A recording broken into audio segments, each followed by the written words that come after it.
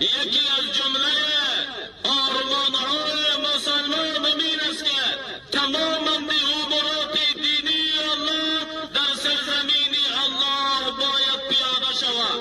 ما همیشه از مزایای دین مقدس اسلام، ما همیشه از 70 و چند شعبه که اسلام به ما معرفی میکنه، ما همیشه آماده برداشت تحملات از طرف خاطر جاری کردن دین الله در روی زمین الله، ما آماده هر نوع دفاع هستیم.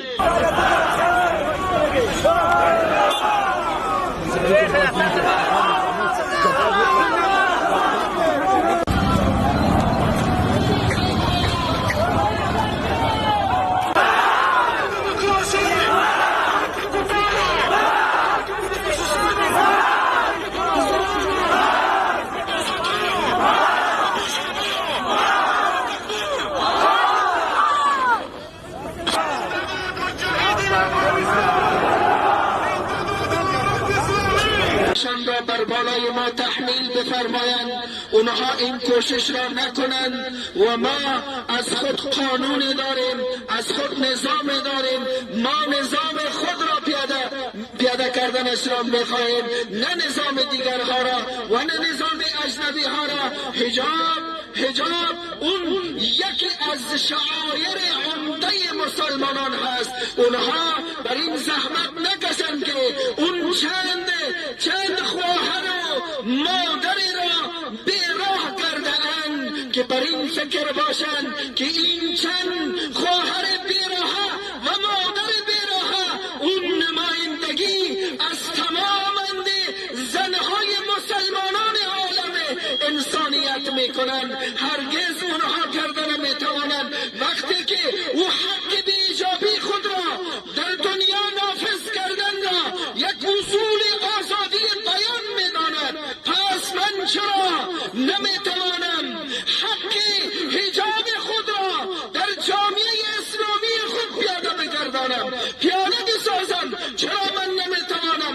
اگر آزادی بیان هست، در اون غربی ها آزادی بیان موجود هست، چرا برای من آزادی بیان نیست که من حق حجاب خواهر مسلمان خود را برایش بیان بکنم؟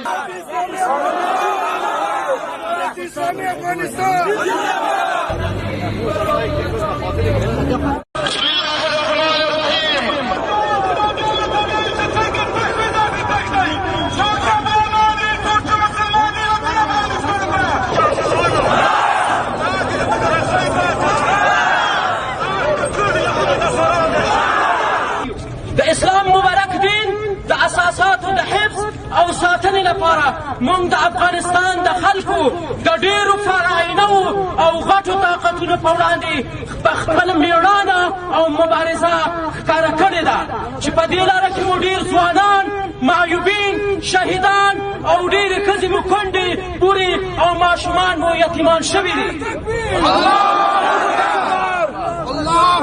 د انګریزانو او روسانو له شکست وروسته د امریکا په مشرۍ د ناټو تړون په افغانستان یرغل وکړ او د تېرو 20 کلونو په مبارزه سره مو وکړی شول چې دې فرعوني طاقت ته هم ماتې ورکړو چې د اسلامي امارت په دې جهادي سلسله کې د افغانستان ملت رهبري کوله او کوم نظام به چې غوښته هغه قسم اسلامي نظام یې راته راوسته.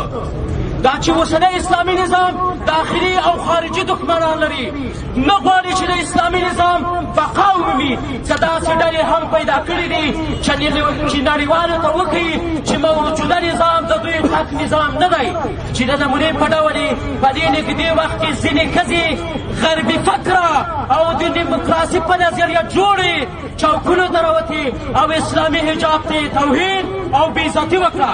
نعره تکبیر!